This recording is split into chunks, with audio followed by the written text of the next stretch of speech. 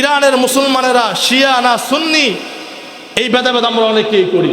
মনে রাখবেন, শিয়া হোক সুন্নি হোক, শিয়া মুসলমান আল্লাহরে মানে, আল্লাহরে তো মানে, নবীরে তো মানে। যদি শিয়া সুন্নি এই ভেদাভেদ আমরা করি, আমার জাতি ভাই মুসলমান মার খাবে, দিন শেষে ইহুদি আবার আমারেও মারবে। অতএব ইহুদির প্রশ্নে, খ্রিস্টানদের প্রশ্নে শিয়া নাই, সুন্নি নাই, ওয়াহাবি নাই, মাযহাব লা মাযহাব নাই, আমরা সবাই এক এবং ঐক্য মুসলমান। কথা ঠিক কিনা প্রিয় ভাই? আমরা সবাই ঐক্য।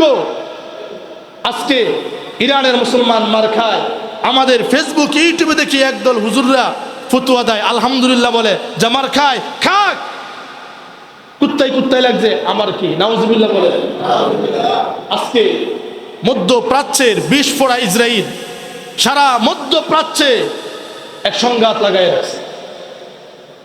ফিলিস্তিনের মুসলমানরা নামাজ পড়তে পারে না, রমজান আসলে আক্রমণ করে। আপনি দেখবেন ইহুদিরা রমজান আসলে আক্রমণ করে, হয়তো ফিলিস্তিনে, না হয় ইরাকে, না হয় গাজায়। রমজান আসলে আক্রমণ করে, তারা বাকি রমজান আক্রমণ করে না। অর্থাৎ মুসলমানদেরকে ঠিকমতো রোজা রাখতে দেয় না, তারাবি পড়তে দেয় না, মসজিদে জুমার নামাজ আদায় করতে দেয় না। তারা ইরানে আক্রমণ করতেছে, তারা লিবিয়া আক্রমণ করতেছে, তারা ফিলিস্তিনে আক্রমণ করতেছে। সুযোগ পাইলে তারা আমার বাংলাদেশেও আক্রমণ করবে। কারণ আপনি আমি মুসলমান, এটা আমার বড় পরিচয়, এটা বড় অপরাধ যে আপনি আমি মুসলমান। আজকে 16 রমজান, কালকে 17 রমজান। এই 17 রমজান ইসলামের একটা অভূতপূর্ব বিজয় আল্লাহ তাআলা দান করেছিলেন। সেটা হলো বদরের যুদ্ধ সংঘটিত হয়েছিল 17 রমজান, 3 হিজরির 17 রমজান। ইসলামের এক বিভীষিকাময় সাথে সাথে আনন্দের একটা দিন, সেটা হলো বদরের প্রান্তর বা বদরের যুদ্ধ সংঘটিত হয়েছে। যে বদরের প্রান্তরে নিরীহ নিরন্ন মুসলমান ছিল 313 জন। কতজন? 313 জন, যাদের কেবলমাত্র 2টা ঘোড়া ছিল, 70টা উট ছিল। বিপরীত পক্ষে কাফের ছিল সশস্ত্র বাহিনী, দুর্দর্শ প্রতাপ, ক্ষমতা, দাপট, ধাম্বিকতা, অহংকার যাদের ছিল, তারা ছিল 1000 বাহিনী।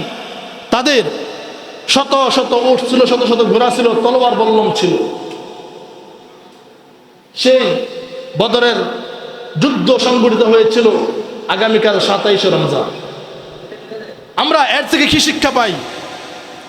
আমি এটা কেন বলতেছি আপনারা বুঝবেন। বর্তমান বিশ্ব পরিস্থিতি, বর্তমান বিশ্বের সংকট, বিশ্ব মুসলমানদের মার খাওয়া, ইরান, ইসরায়েল, আমেরিকা ত্রিমুখী সংঘর্ষ, যুদ্ধ, কলহ, বিবাদ, রক্তপাত, নারী শিশু হত্যা, যাবতীয় যা আছে এই সব আপনাকে আমাকে এই বদর থেকে শিক্ষা গ্রহণ করতে হবে।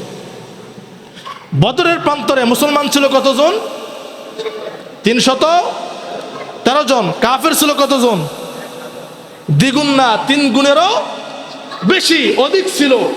বর্তমানে মুসলমান সারা পৃথিবীতে কতজন জানেন? 200 কোটিরও বেশি। খালি 200 কোটি না, 200 কোটিরও বেশি মুসলমান সারা পৃথিবীতে বসবাস করে। সারা পৃথিবীতে ইহুদি আছে কতজন জানেন? ইহুদি সারা পৃথিবীতে 1 কোটিও ইহুদি নাই। 1 কোটি বললে ভুল হবে। শুধুমাত্র আপনার ইসরায়েল ইহুদি বসবাস করে 90 থেকে 80 লাখ, 80 লাখ থেকে 90 লাখ। আর আমাদের এই বাংলাদেশেই মানুষের সংখ্যা আছে প্রায় 18 কোটি। দ্বিগুণ না? অল্প কয়েকশো ইহুদির কাছে মুসলমান আজকে মার খাচ্ছে, আর তারা গোটা পৃথিবী নিয়ন্ত্রণ নিতেছে অর্থনৈতিকভাবে। বিশ্ববাজার, বিশ্বব্যাংক যা আছে সব ইহুদিদের নিয়ন্ত্রণে।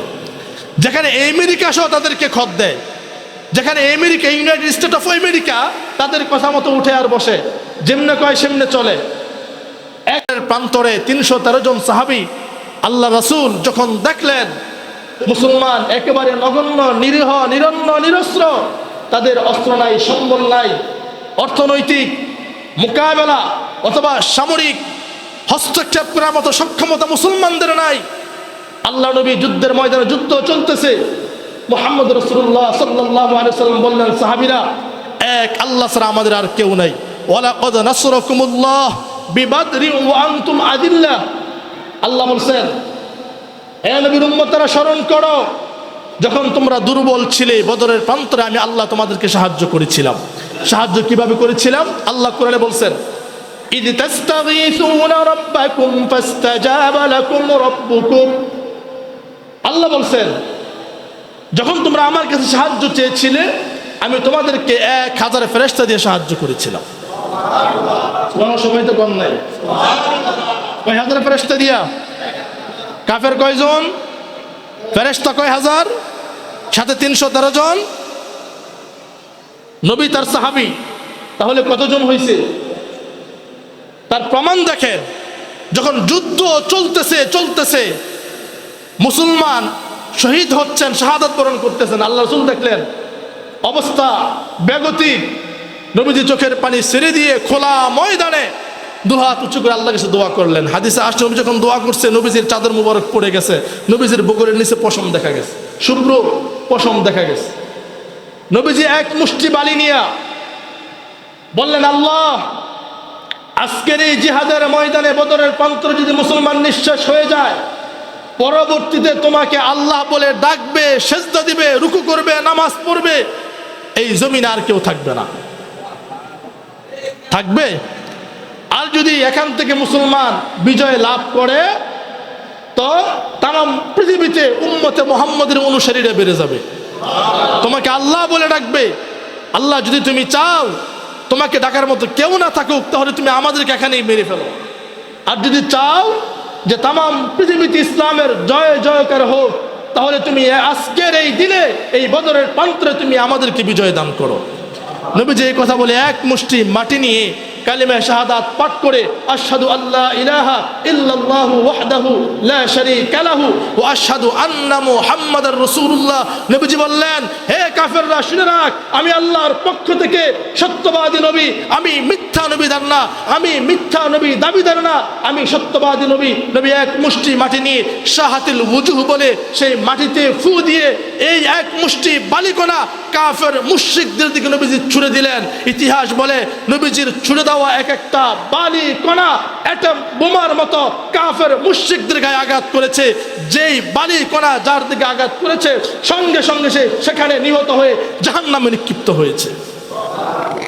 নবীজির বালি কণা অ্যাটম বোমার মতো, পারমাণবিক বোমার মতো আঘাত করেছে। তাওয়াক্কুল ছিল কার উপর? যারা বলেন কার উপর? আল্লাহর উপর। আমার প্রিয় ভাইরা, ইরানের মুসলমানেরা শিয়া না সুন্নি, এই ভেদাভেদ আমরা অনেকেই করি। মনে রাখবেন, শিয়া হোক সুন্নি হোক, শিয়া মুসলমান আল্লাহরে মানে, আল্লাহরে তো মানে, নবীরে তো মানে। যদি শিয়া সুন্নি এই ভেদাভেদ আমরা করি, আমার জাতি ভাই মুসলমান মার খাবে, দিন শেষে ইহুদি আবার আমারেও মারবে। অতএব ইহুদির প্রশ্নে, খ্রিস্টানদের প্রশ্নে শিয়া নাই, সুন্নি নাই, ওয়াহাবি নাই, মাযহাব লা মাযহাব নাই, আমরা সবাই এক এবং ঐক্য মুসলমান। কথা ঠিক কিনা প্রিয় ভাই? আমরা সবাই ঐক্য। আজকে ইরানের মুসলমান মার খায়, আমাদের ফেসবুক ইউটিউবে দেখি একদল হুজুররা ফতোয়া দেয়, আলহামদুলিল্লাহ বলে, যে মার খায় খাক, কুত্তায় কুত্তায় লাগছে, আমার কি, নাউজুবিল্লাহ বলে।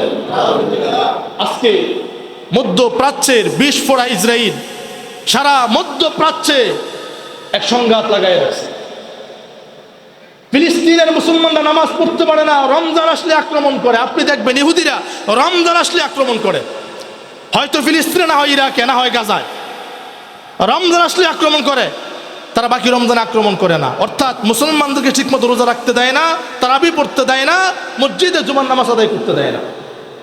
তারা ইরানে আক্রমণ করতেছে, তারা লিবিয়া আক্রমণ করতেছে, তারা ফিলিস্তিনে আক্রমণ করতেছে।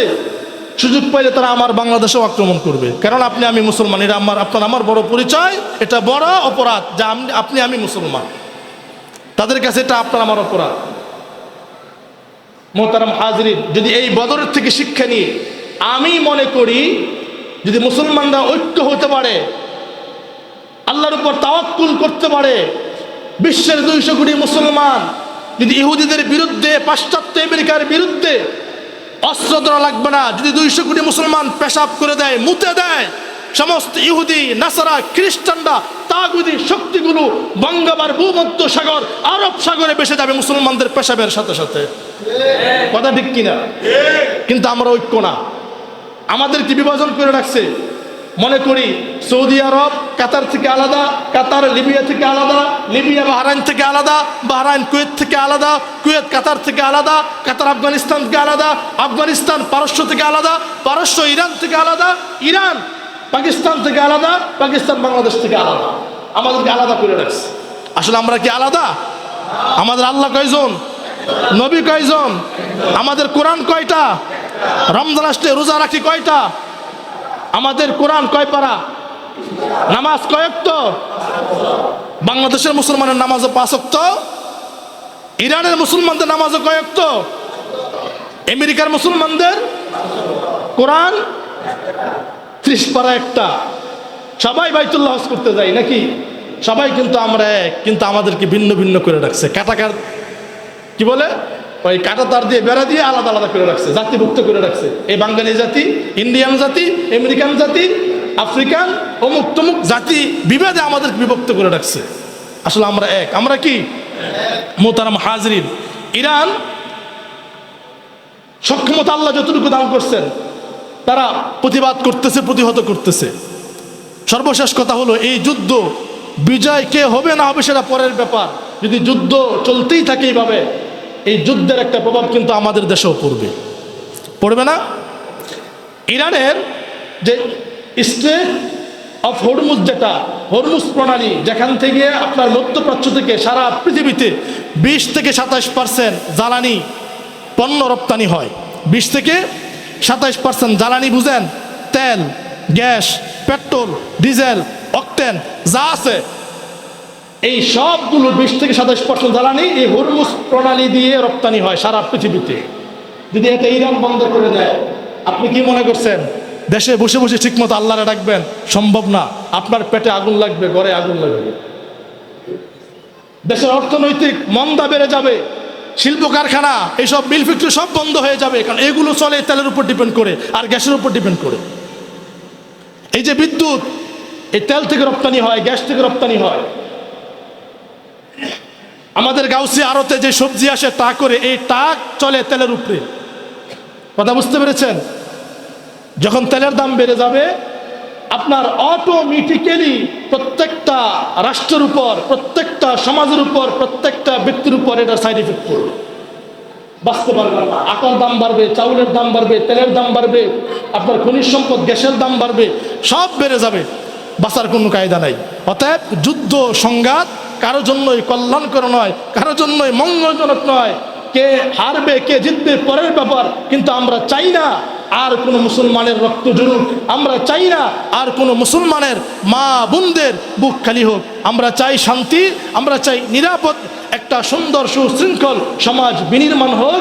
ইরানের মুসলমানরা যেন সঠিকভাবে আল্লাহকে রাখতে পারে, আল্লাহ যেন ইহুদিদেরকে ধ্বংস করে দেয়, আল্লাহ যেন আমেরিকার দাম্ভিকতার অহংকারকে চূর্ণ বিচূর্ণ করে দেয়, আল্লাহ যেন ইসরায়েলকে দুনিয়ার মানচিত্র থেকে চিরতরে নিঃশেষ করে দেয়। আমরা বলি আমিন। আর আল্লাহ যেন তাম পৃথিবীর মুসলমানদেরকে এক আর নেক হওয়ার তৌফিক দান করুক। আমরা বলি আমিন। যারা সুন্নত পড়েন না, 4 রাকাত সুন্নত পড়ে নেন।